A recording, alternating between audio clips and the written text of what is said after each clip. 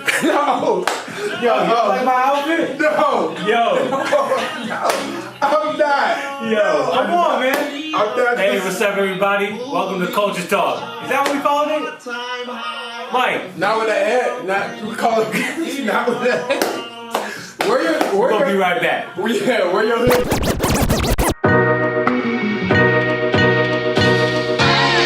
Don't worry about the camera. We can cut any of this out. I can't not worry about the camera. My life is a movie. Dude, no. I'm your host, DJ Epidemic. I'm your co-host, French. And we here to just bring you, plug into the culture. And we're going to be talking about... We're the source, man. We're the source. You said it right. What's up, boy? I haven't seen you in a minute, man. Good, bro. What's up, family? What's How you been? How you been? What's up? Yeah, man. We're going to be talking about everything on this show. Relationships, basketball, football. We are trying to decide a name, so if you guys watched the first episode, please help us out. We got the shop. What else? But LeBron gonna sue us for that one. We got the shop. We got plug talk, plug walk. A lot of rapper inspired stuff, but we aim to be something more than that. Our vision is very higher than that. It's much higher than that. But let's get into our first topic of the day, man. And obviously, I don't want to start off like this, but Nipsey Hussle's been on my mind, man. Yeah, man. Nipsey died like 2 weeks ago. He got shot outside of his hood, just like outside the Marathon store, and it's been all over the news. The culture's been talking about it, man, and it's been getting crazy out here. And I don't know. What's your thoughts? Well, prayers up to his family first and foremost. Nipsey was one of those people who actually, lived and impacted his community. So absolutely. His loss was definitely felt throughout the city. As us, we're based in LA, so we're ground zero for it. So we saw a lot of the commotion, a lot of the heartbreak, and it definitely was a ripple effect throughout the city. It's been sad, but the beautiful thing about Nipsey Hussle is that he was one of those people who actually, while he was on earth, shined his light, and he impacted so many different people from so many different walks of life. And you kind of see that in the outpouring of love, not only from his hood, but from the city, I mean, dude, we go to the same barber. And coming to LA only 5 months ago, some people in the barbershop who have known him since high school, known him since middle school, there was a woman in the shop that had her kid, and he and her went to school together. He used to live right upstairs, and him and Dom Kennedy actually were cool. I don't know if people really know that. It's really sad, and I think it speaks to more of a systemic issue that's going on in our culture, that's been going on in our culture for a really long time. And a lot of people think, when they read in the news, like, oh, rapper gunned down in the hood by relative or whatever, they don't really know the situation. I think about, all of us who've made it out. And well, it's an easy narrative, right? It's like a trope. It's an easy narrative for the media to push, like gun down gang violence. And it comes across as, oh, another one. You know what I'm saying? It's crazy because that's like the first time in 2-3 months that he had ever come to the store without his bodyguard, without his brother, not in his like bulletproof like Bentley or whatever he had. Like, it's really unfortunate, man. He's about like, let's pull money together and empower ourselves, empower our communities. That's exactly what he was trying to do. He was trying to, be in our community, be an advocate.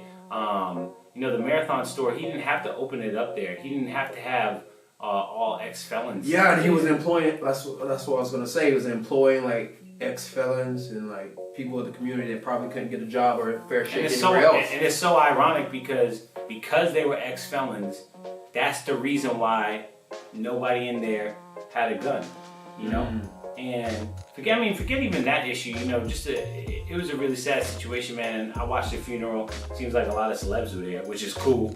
It's cool. I wish a celeb would come to my funeral. Well, hopefully I don't die anytime soon, but passed away, and there have been like a lot of speculations online about the conspiracy behind his death. What are your thoughts on that? You know, people have said that, you know, he was trying to share knowledge. It was an inside job. This guy got, you know, well, you know, they said it was about Dr. Sebi. They said it was Dr. Sebi. He was doing a documentary with Hov. I don't know how many people know about this, but apparently Dr. Sebi had the cure for HIV, AIDS like years ago, and the government sued him. I think somebody sued him. Sorry, I don't want to say the government because I don't. No, it was the U.S. The U.S. government sued him, and he won the case. And he won the case. He was able to prove that he was able to cure herpes, HIV, and all these incurable diseases. Yeah. So honestly, I just think it's something more deep rooted in the community. You know what I mean? When you've been oppressing a community for so long and have, you know, allowed us to think like we can't make it out, we start looking for power in the community.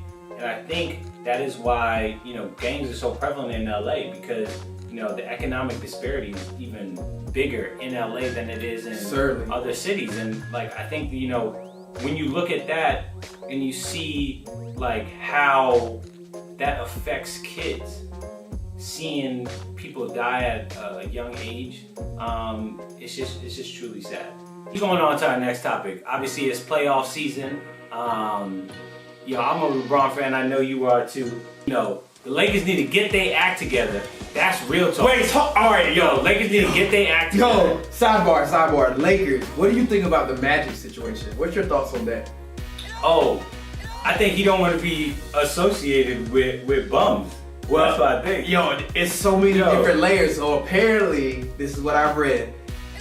Magic got wind of some emails where Jeannie Buss and Rob Pelinka, they were talking negatively about Magic via email. And somehow via the emails, he had the plug for real. He was BCC'd on the emails where they were trash talking his decisions and the direction and his management of the team. And so Magic did the most player move I think possible. It was like he gave nobody any warning. In the middle of a press conference, he was like, yo, I'm out. But the most... Magic, if you listening, you are way too much of an influence on the community. You are way too big of a businessman in LA to be doing some like 9-to-5 job. Like, honestly, you probably sucked at the job. Let's just call it is what it is. But to be honest... You can't say he sucked, bro. He got his LeBron James. Bro... If his legacy is getting us LeBron James, then he did well enough. Bro, we gonna switch gears real quick. You know, I think you're in the entertainment industry. I think it's important for the people for us to talk a little bit about the job situation and just careers in the entertainment industry and how it is for, you know, African Americans in that industry. So, I'm a model, so like I've been doing it like professionally for 4 years here in LA, and it's definitely, as an African American male in the industry, like there are definitely like challenges that are specific and unique to me, right? Like for instance, like when I'm on set and there's makeup artists, or there like people who, you know, are supposed to take care of your hair, right now don't have hair, and they put your makeup on like for an editorial shoot or anything, and you look like you're like literally going to be buried. You know what I'm saying? and it's sad to say, because it's like, no, real talk, man, like you look like you're like a dead body, and you're like, why am I gray? You know what I'm saying? Why do I look dull? You know what I'm saying? And really what it boils down to, like honestly, when I'm on set and I see like, you know, makeup artists, hairstylists, you know, and they're black, I'm like, yes, you know, because it's like such a win. But like, for instance, I'm shooting this show, and you'll see it. It'll be on Netflix in the fall, so look out for you. A damn lie. Look out for your boy.